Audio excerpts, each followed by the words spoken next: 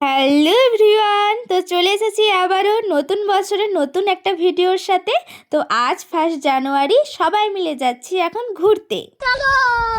বলতে গেলে আজকের ওয়েদারটা বেশ ভালোই ছিল, মানে ঠান্ডাটা একটু কম ছিল।